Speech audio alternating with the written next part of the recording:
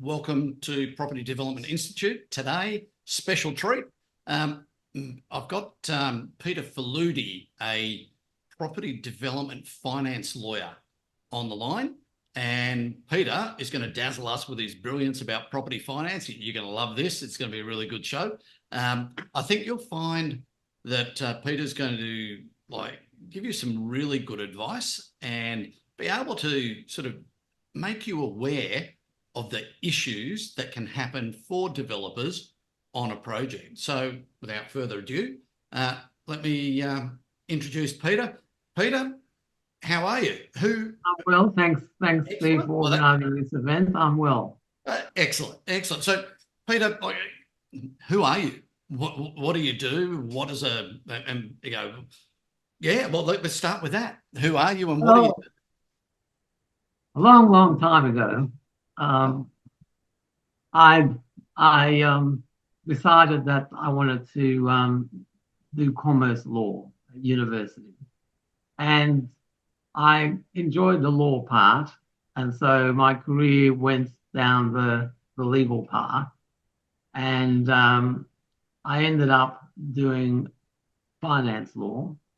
And it wasn't necessarily at that time limited to property or development finance, just a lot of different types of finance.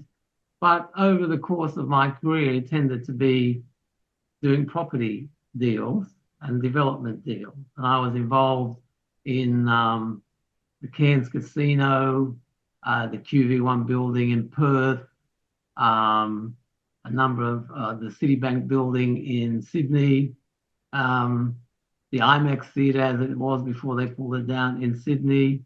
So I've had exposure to some fairly good high-profile deals, but I've also more recently been involved in smaller deals, but still, quite decent sized deals. Smaller deals comparatively, but large deals for the clients who are doing those smaller deals. Yeah, and that I suppose that's something really important for people to understand, is that the big deals are done by the top end of the town, top end of town, right? And they're big deals, right? But for mums and dads who might be doing their first duplex project, or they've done a couple of projects, they're now doing 6-pack of townhouses. To them, that 6-pack of townhouses is a huge project. Yeah, sure. And it is relative, and the smarts that go into the 6-pack of townhouses are really no different to what goes into exactly the $1 billion project. There's still the fundamentals of the deal have to be known and have to be documented. The risks have to be identified and have to be mitigated, and whoever's taking the risk, whatever that is, has to be defined and agreed. So that's fascinating. It's fascinating. The funny thing is, my son is currently doing a double degree in commerce and law, and so similar to what you've done. So he's nearly finished the commerce component, and he's got to do the balance of the law, but he's loving it. He's absolutely loving it. So he's learnt that the law is not black and white. He's learnt that the law is shades of grey. And he just finds that in itself fascinating, that everything is not as it appears. We all live in a society where we think the laws are black and white. And if we all knew they were shades of grey, it'd probably be a horrible society to live in. But it's quite, he said, it's fascinating. It's absolutely fascinating what happens. And from a development perspective, when we come into the development world and we start looking at our projects, one of the things that a lot of people do when they first get started in property development is they look at funding their project the same way that they fund the purchase of their house. So they look at it from a perspective of having a mortgage and the ability to repay their mortgage every month. Yeah. And yet property developers, we do it completely differently. Yeah. And from that perspective, Pete, can you give us an idea of what the differences are between, a domestic, mortgage and what we do as property developers? Well, the main difference is that, if you're borrowing money to buy a house, you have very little opportunity to negotiate the document. Banks, obviously, they roll out their standard documents and don't expect people to negotiate them. And the way it works is that as your deal moves up the chain in terms of value, you have more opportunity to negotiate. So, you've got your retail bank, you've got your business bank, then you've got your institutional bank, which are all aimed at different segments of the market. And, the bigger deals, there is more opportunity to negotiate. However, that should not be seen as a complete bar against negotiating smaller deals. And so in development deals, depending on the size of the development, you'll be either in the business bank area, or if you're borrowing from a bank, or the institutional bank area if it's a large deal. But my advice to any borrower is never just accept things as are presented to you. You should negotiate things that are unacceptable to you. And, we'll talk about some of the ways to get you into that position, or not place you in a position where you can't negotiate. But yes, from a lawyer's perspective, it's always interesting that clients tend to think about fees by reference to the amount of the loan or the amount of the deal. But it really doesn't. The amount of the loan or the deal is just a number in a section of the document, but everything around the document is often the same, whether it's $100 million or $10 million. So I think that as an initial comment, having somebody who's a lawyer, who's a finance lawyer, get involved in potential funding of any development is very important. And if you have a good deal, the lender, whether it's a bank or a non-bank, will want to do the deal. So if you're in a fortunate position where you have choices and you're not sort of limited to one lender, it puts you, if you're in that position, in a much better space to be able to get some changes agreed. Nobody agrees to all the changes, but you should take the opportunity. At worst, they knock you back, and then if it's something very important to you, well, you either walk away or you try and find an alternative lender. But I think people would be surprised, depending on the lender, but some lenders are quite reasonable and open to negotiation, as long as you understand their position. They have to understand yours, but you have to understand theirs. So what you're talking about there, all valid. I agree with that. What I'd sort of wonder then, and I'm a developer, been around for a long time. I know when, but when should someone who's new to the game, when do you start thinking about finance? When do you start thinking about going to the bank or an alternate lender? A lot of people, a lot of inquiry that I get through the institute, a lot of questions is, look, who do I go to borrow money from, for my project? And I ask the questions like, well, what is your project? How big is it? How much money are you putting in? What are you trying to achieve? Are you going to hold the stock at the end? You're developing it to hold it, or you're developing it to sell. All those sorts of getting an idea of it, so that I can then provide a bit of guidance on what they should do and where they should go. So at what stage of a project is it your opinion that a new person to development should go and start talking to a lender? Well, I think once you've got all the information about the development together, so you can actually, when you speak to a lender, you can present a case as to, the benefits of your project and, the profit that will be made and why it's a good project. That's when you should start approaching financiers once you've got a good story to put to them, so they start to get interested in it, because it's probably going to take quite a long time to actually find a financier that wants to lend to your deal. And that's really important too, Peter, is time. Yeah. Time, and when you've got the details, what you put to a lender. So, every lender has its own schedule of minimum requirements. They'll want to see the feasibility study. They'll want to see, some concept drawings. They'll want to know who's borrowing the money. They'll want to know where the equity is coming from. They'll want you to see your personal, assets and liabilities. There's a whole myriad of things that they're going to want. From that component, look, in my world, the way that I operate, when I start going to look for finance, I'll do a 1 or 2 page document that just highlights the important things that I know a lender needs to know. What the project is, what stage it's at, have you got an approval already for it? Or, are you, what are you asking to borrow? Are you looking for the construction loan, or are you looking for a loan to buy the land, right?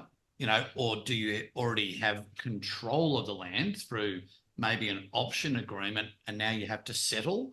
So you're actually settling on the land, but not doing construction.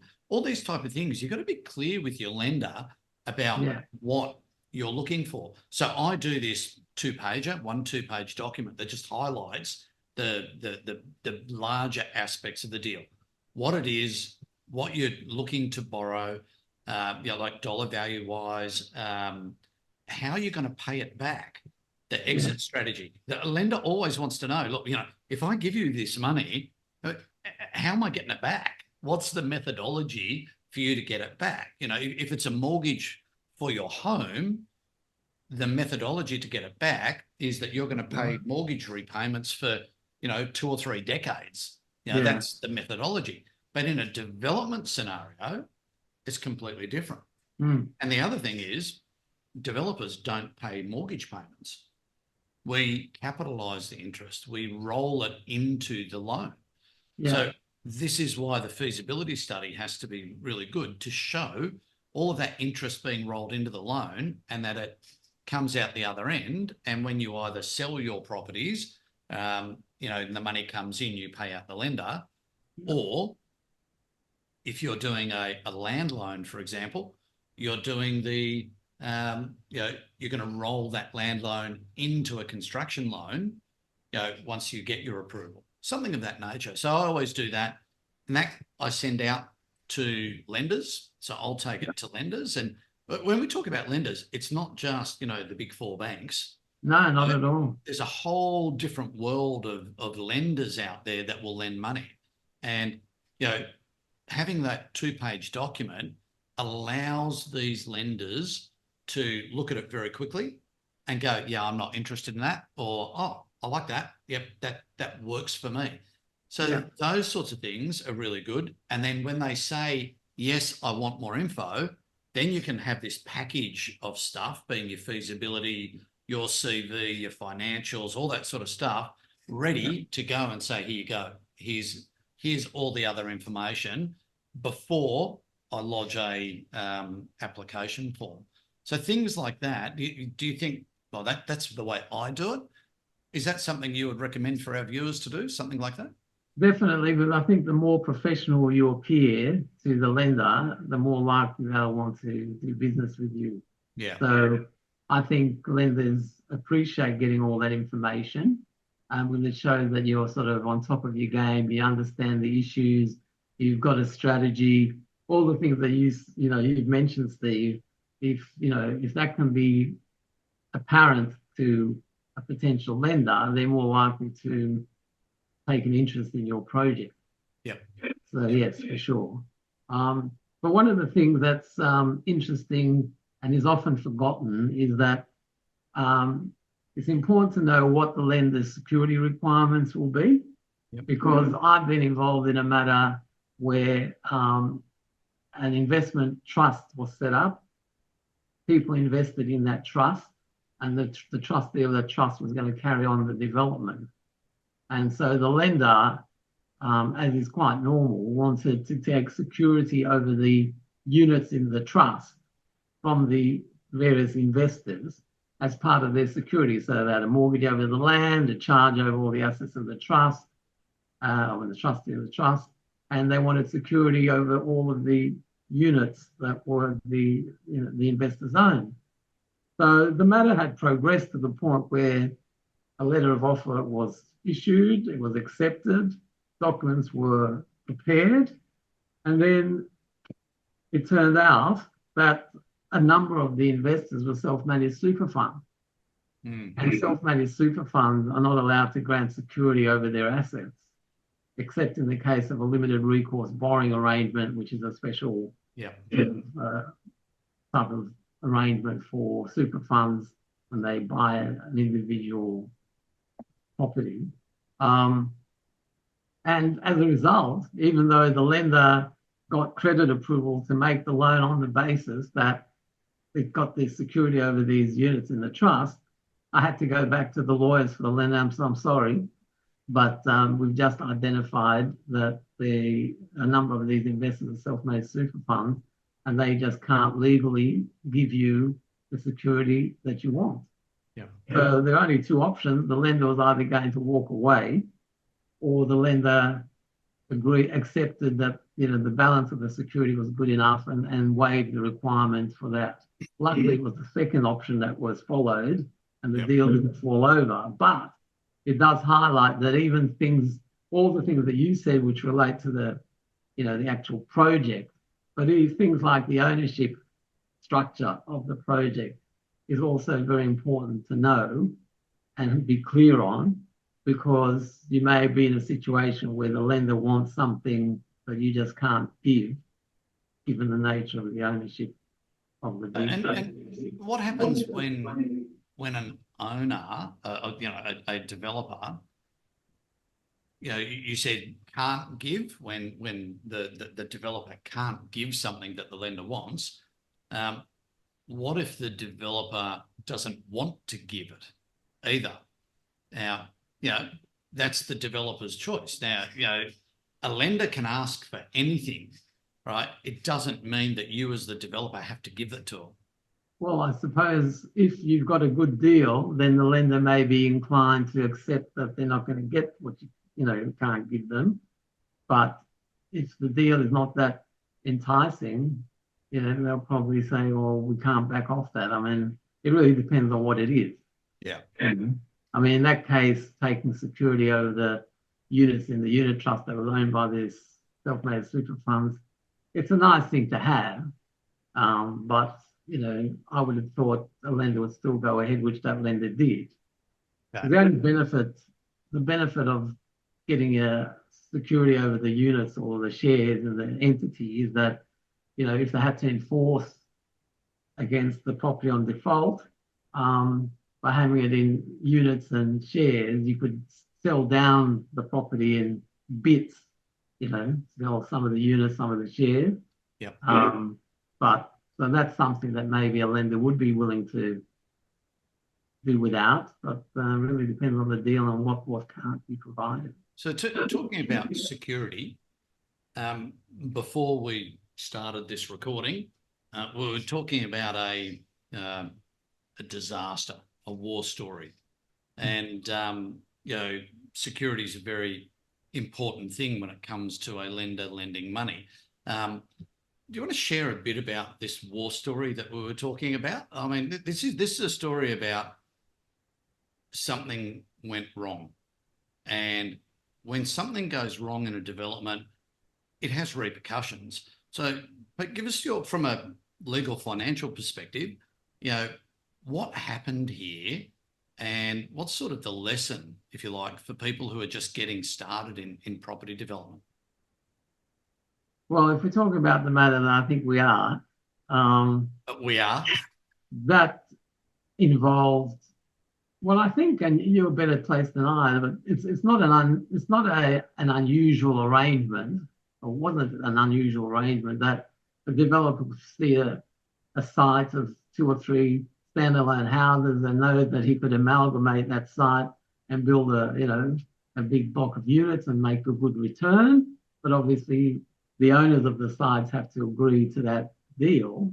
And in most of those deals, the developer doesn't have assets to give as security, really, as most developers are special purpose vehicles, which means they don't have their own assets. Yep. So that means that in order to get the loan, the owners of those 3 properties in that example would have to give a mortgage over their house in favour of the lender, so that the lender would provide development finance to the developer. The problem is that, well, there are a couple of problems. One is that, the owners of the houses should get advisors involved who know a bit about financing and security that lenders want, because in that deal, it was, as for the security, the lender accepted that they had limited recourse against the owners of the houses, so that the houses are what's at risk, but the persons who own the house aren't going to be personally liable for it, but they may lose their house. So it was important to build into the loan documentation that it's a limited recourse deal vis-a-vis those homeowners. And that was built into the loan documentation. But unfortunately, some of the advisors to those individual homeowners, they didn't understand the loan documents. They didn't realise it was limited recourse. And in the end, they were giving advice to their clients not to sign finance documents.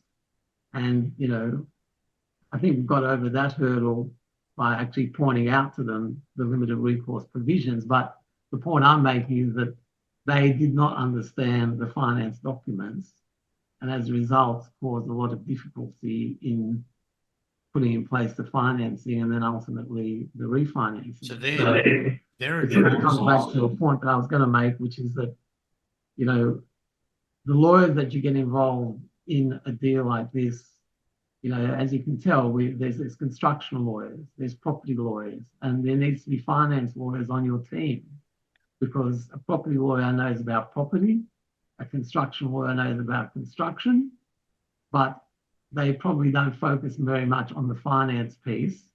And the finance piece is equally as important, obviously. So you really do need to have a finance lawyer involved who can focus on pointing out the risks associated with the finance documents and negotiate those documents, because the other lawyers, as good as they might be on property and construction, they're not familiar with the finance issues, just like I wouldn't be sufficiently familiar to negotiate, a property contract, or I have done development agreements, but a development agreement. So, there's all sorts of things that can go wrong, and having the right team to cover all the main aspects is very important. Yeah, they did not have a finance lawyer on their side. They were just relying on their local lawyer, their local family solicitor type person. Yeah. So that really means, it's lawyers aren't lawyers, and a lot of people make that mistake. And when you're getting started in property development, you need to have a team of, all sorts of people. We talk about architects and engineers and town planners and all that sort of thing. And people think, oh, okay, I'll just have a lawyer, and that's, well, you need to have a lawyer. You need to have a property lawyer and a construction lawyer and a finance lawyer. And as you grow and get bigger and bigger, you need to have a tax lawyer and a trust lawyer and, a corporate lawyer and, God forbid, a litigation lawyer. So all these sorts of things. So it's really important to have a team. So the war stories, when you look at things, there's a lot of things projects that I know about that have gone wrong. There's a lot of projects that have gone wrong and then come good. There have been the projects that have gone wrong and never come good. And a lot of these things, you have to be prepared for them. And when we talk about being prepared for them, to avoid a finance problem, there's 2 things that I suggest to people. One is to get a finance lawyer, so that a finance lawyer can advise regarding things. But a lot of people will get, and Peter, you've actually said this to me in the past, where you've had clients who've signed a term sheet with a lender, and then the mortgage documents arrive and it's not what they expected, and they can't get out without paying a massive fee.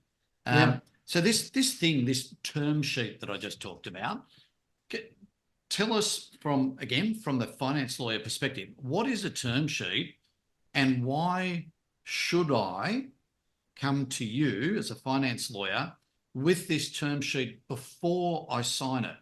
What's in it, and how does it affect me if I do sign it without getting advice? Well, the process most lenders follow when you approach them for a loan is that, once they've seen the information you've provided on the project, if you're dealing with a particular manager, he will then put a proposal together to his credit committee or investment committee of the funder. And if they like it, then they will produce what's called an indicative letter of offer or term sheet. And it's indicative because it doesn't commit the lender to lend anything.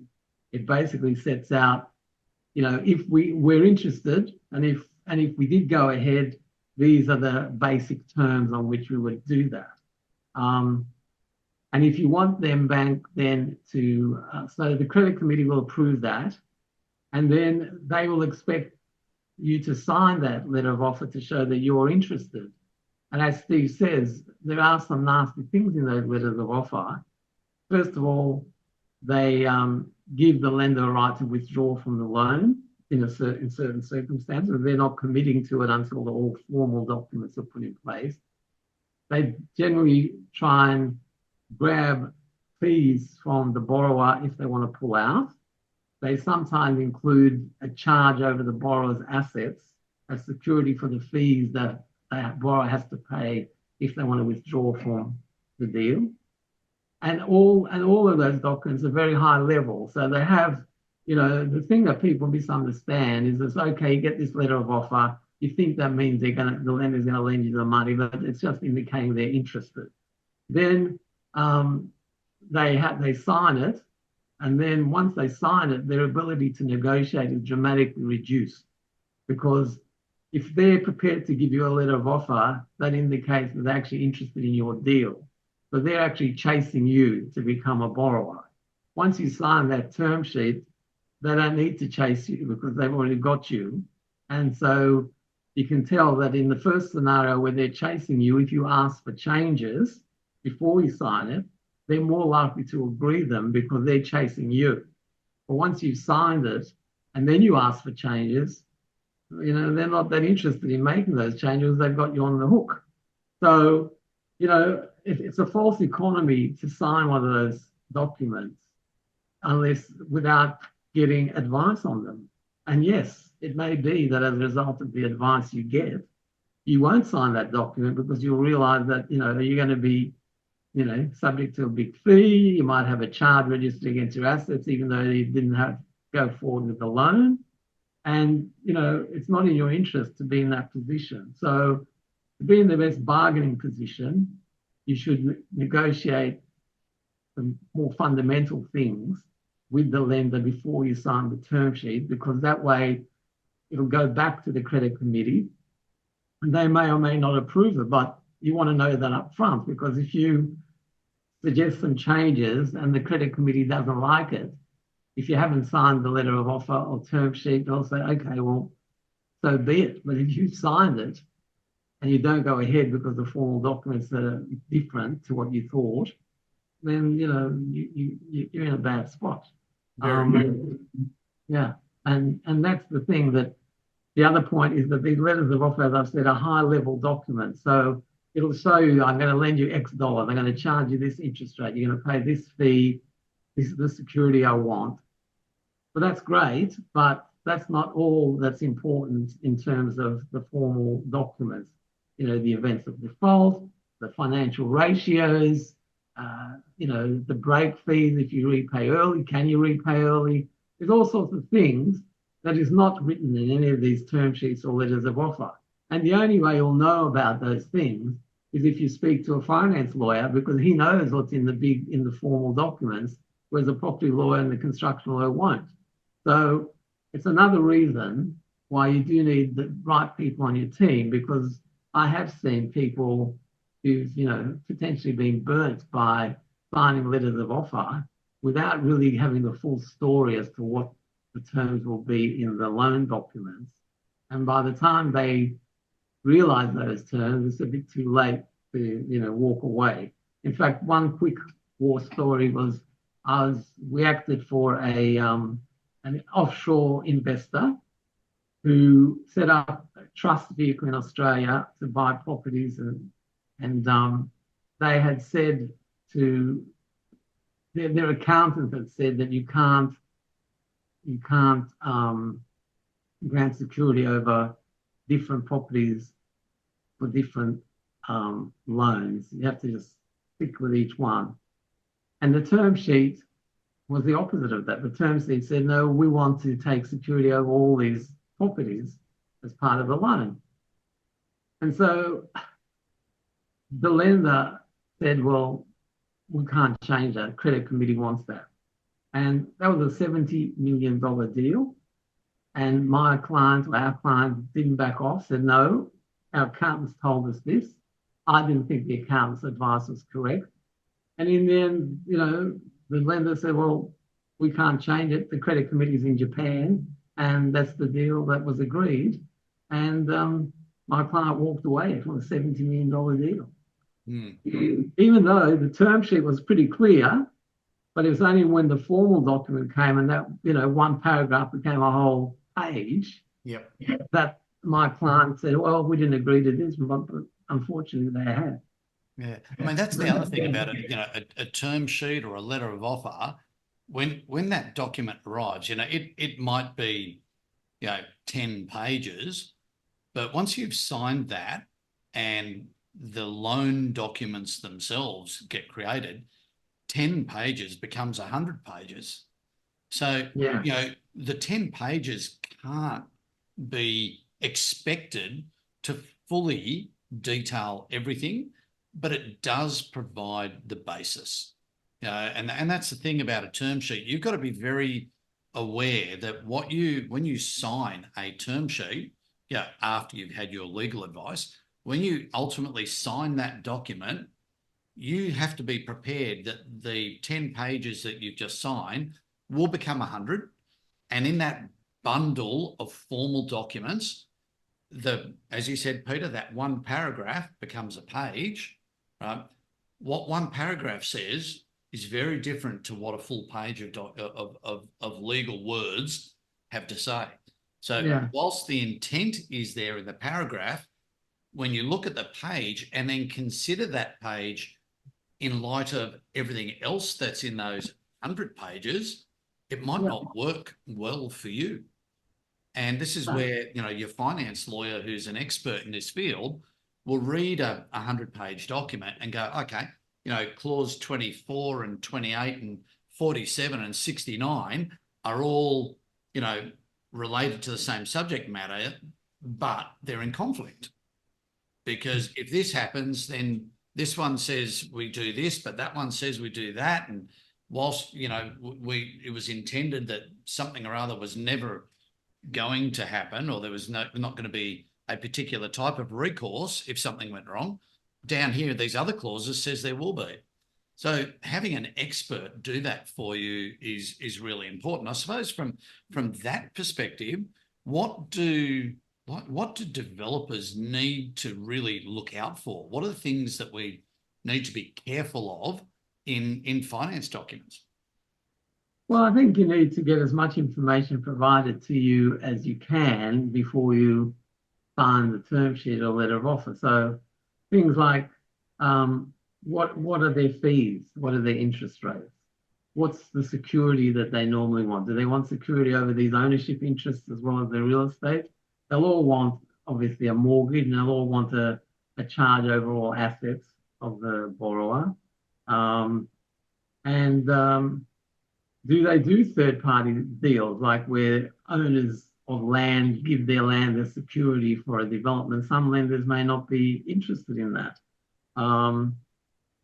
What are their security requirements? How long is their approval process? Are they willing to negotiate the documents? Will they give you a copy of their formal documents before you commit so you can have them checked out? Probably they won't, but I think the important thing is to see how flexible they will be. And you mentioned earlier, Steve, that there's banks and there's non-banks. So when you're talking about a lender, you need to really work out, are you dealing with a bank or a non-bank? Banks, the difference between a bank and a non-bank is that banks are very similar, and you don't have any concern that when you need a drawdown to pay a progress claim, the money will be there. With these non-banks, it's a whole spectrum of people. So on one end, you've got people who are, I call them sharks. And on the other end, you've got people that are virtually like banks. They're very institutionalized, they're very expert, they've had a lot of experience in these type of deals. And so you really need to know where your non-bank lender fits in on that spectrum. And I have been involved in matters where certain non-bank lenders have asked for basically a call option to buy the property if the borrower goes into default, this sort of stuff. But when dealing with non-banks, you need to, so those are the type of things are those, and then there's equity requirements. How much equity do you need to leave in the project? What are their loan to value ratio requirements, or their loan to total development cost ratios, which you'll have to meet. So the sooner you know those, the better, because you may not be able to meet them. Most lenders have a right to vary the terms of the loan. Some of them, a lot of these non-bank lenders in particular, but banks have a minimum term. So if you've got a 3-year loan and you want to repay it early, you will be subject potentially to quite a big fee, an early repayment fee. And things like qualifying pre-sale criteria. I was involved in a matter where the Japanese bank, and in those type of deals, you obviously going to repay the loan by selling the individual apartments, whatever you're building. So you have to enter into a certain level of qualifying pre-sale. What makes something qualifying is up to the bank. They'll have a list of criteria as to what is qualifying. So these documents were signed, and then it was identified that the deposit had to be cash. It couldn't be by way of a bank guarantee or that sort of thing. And there was a number of pre-sale contracts where it was cash, and if you excluded those from the totality of the pre-sale, you didn't meet the minimum level of pre-sale. So, and that was very unusual. Even the lawyers for the lender said to me that we don't understand why this lender wanted that.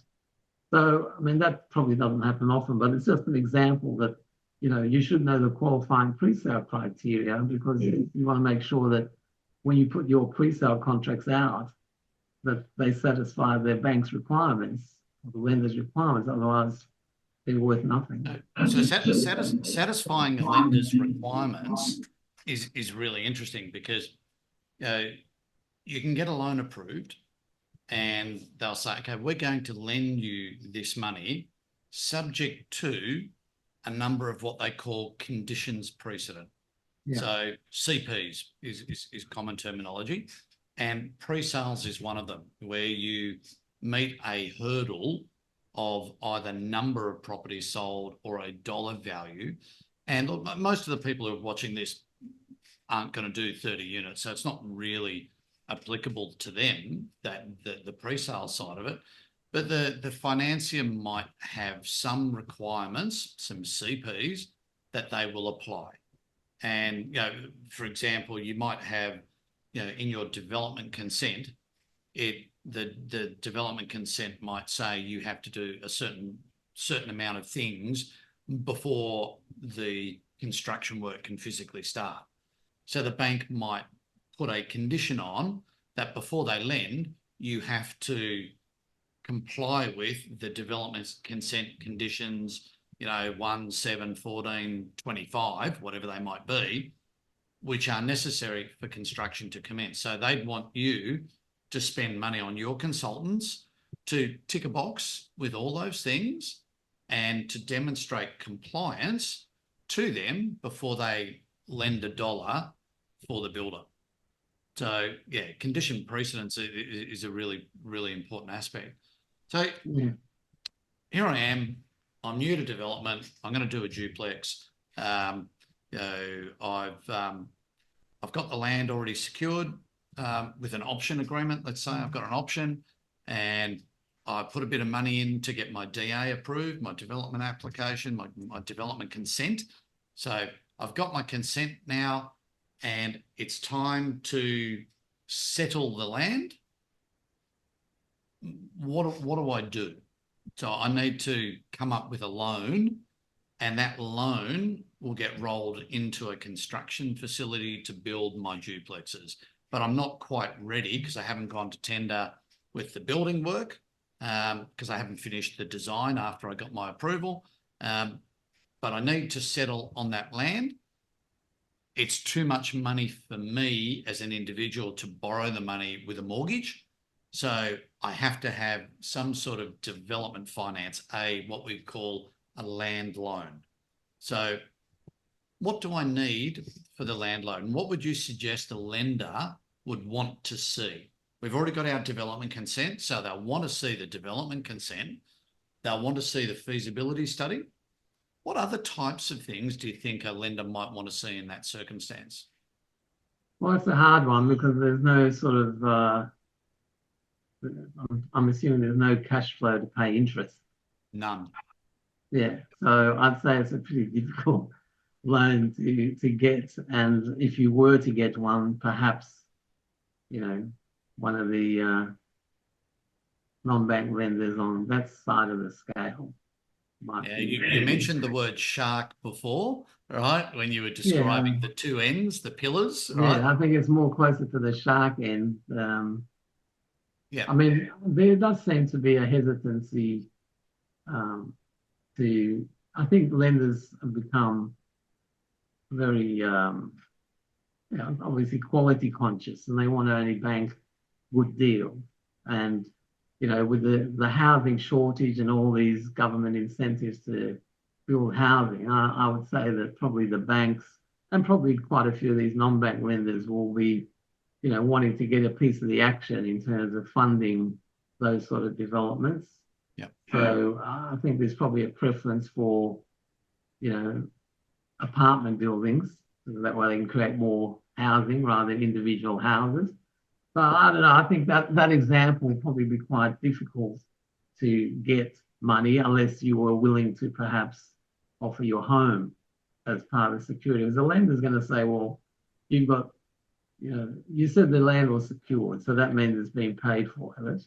No, you've got an option on it and you need to Well, you settle. need the loan So you to- might have had an 18-month option to go and get your approval. You've got your approval, but now you have to settle on the land to become the owner, but you're not ready to start construction.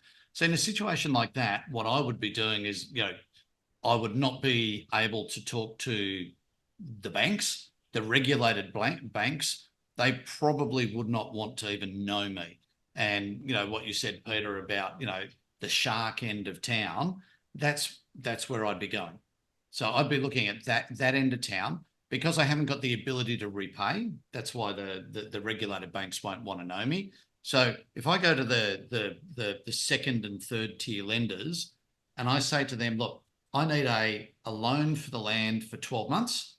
I want to capitalise the interest. So don't want to have a mortgage payment. I want to roll it into the loan.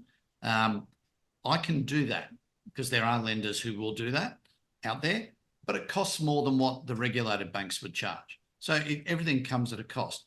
The terms and conditions are different. As you said earlier, You can negotiate some of those, but some of them they won't. Security, Peter, you mentioned security.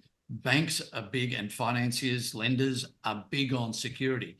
They're putting probably more money into a deal than you are as the developer. So they want to know that they're going to get their money back.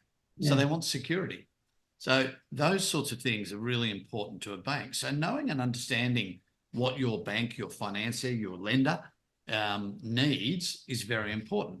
But you also have to be aware that you don't want to put all your money in right now. You want to do it later when you start the construction facility, because you're going to need money at the back end.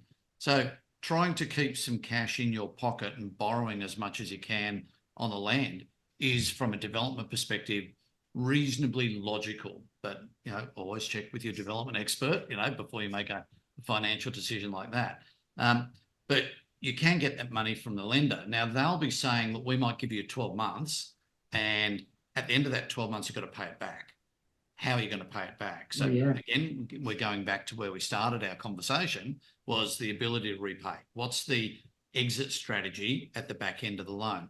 So you have to know that, if it's a 12-month loan, that within 6 months, you're going to be, ready to start construction, so that you can take that land loan and roll it into the construction loan, which is the big loan to get to the end. So there's quite a few things that you've said throughout, Peter, today, and I'm just going to hold up a copy of your book. Peter wrote this book called The Ultimate Short Guide to Property and Development Finance in Australia. And I love the subheading here. There is much more to it than just numbers.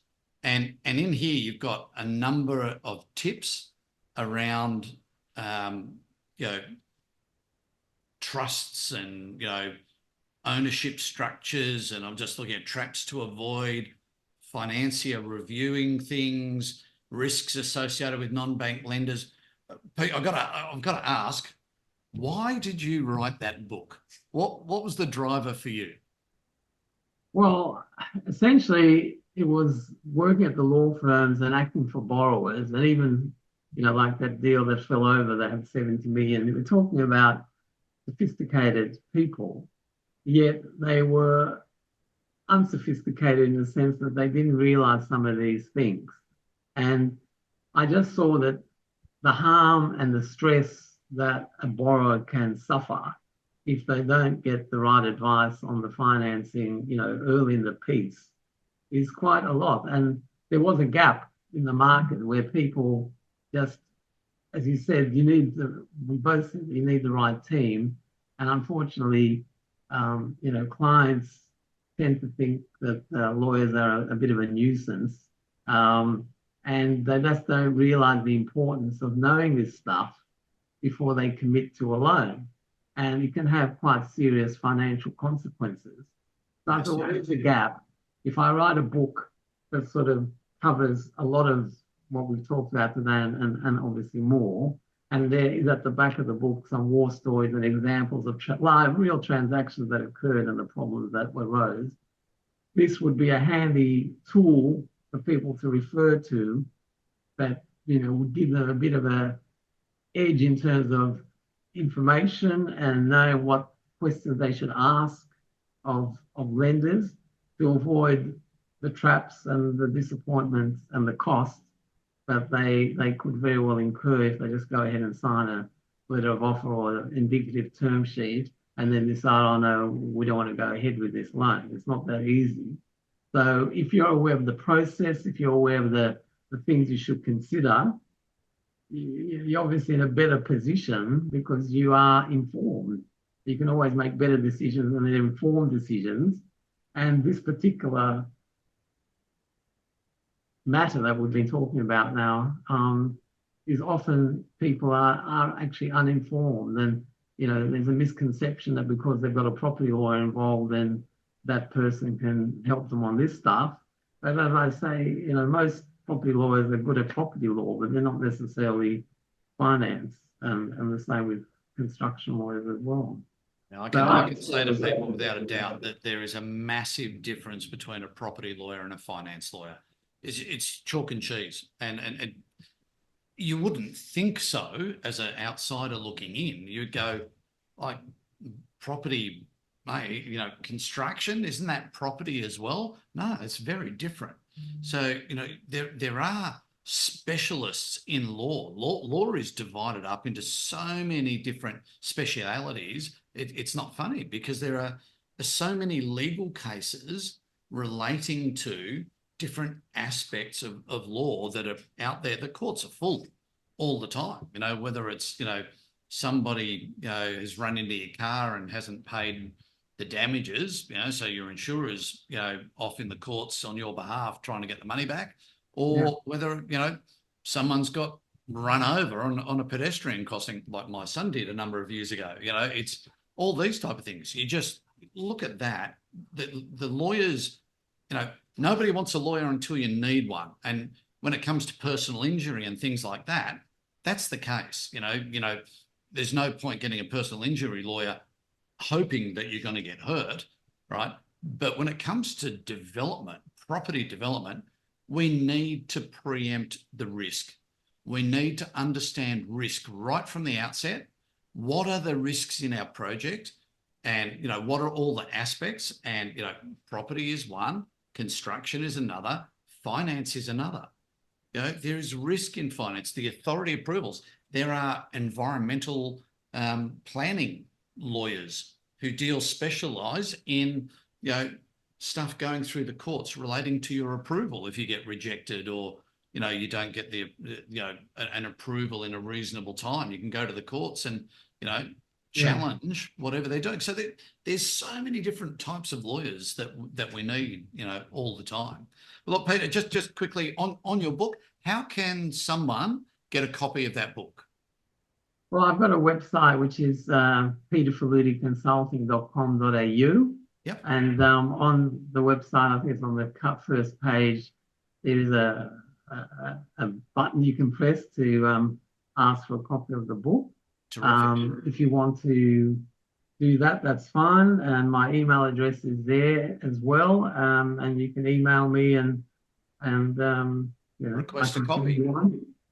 Yep. Okay. And look, I recommend to everyone watching, just, I mean, this is Australia specific. So if you're watching this, this discussion between Peter and I and you're overseas, probably not a bad idea just to get it, to have an overview of what finance is in any of these sort of the colonies, you know, Australia, the UK, India. Our legal systems are all, you know, very, very similar. So because we're all based on the British system, you know, elsewhere in the world, just to get an understanding of finances about, it's only a, you know, it's a nice thin book, as you can see. So there's only about 50 odd pages in here. I'm guessing it's got a page number. Oh, I'll tell a lie, 77. So 77 pages. Have a look, grab a copy from Peter, have a look at it. If you are in another country, it will help you with an understanding of law in Australia, obviously, but it'll help you be able to ask questions, more informed questions, is probably the best way to put it, when you talk to your, you know, finance lawyer wherever you live and wherever you're doing your development. So on that note, Peter, thank you very much for joining us today. And thank you, Steve. Look, we wish you all the best with your career in what you're doing for your customers, your clients. Noting everybody that Peter is my finance lawyer. So that's how we got to do this gig here today. So again, Pete, thanks very much for joining us. All right. Thanks, Steve. Bye all.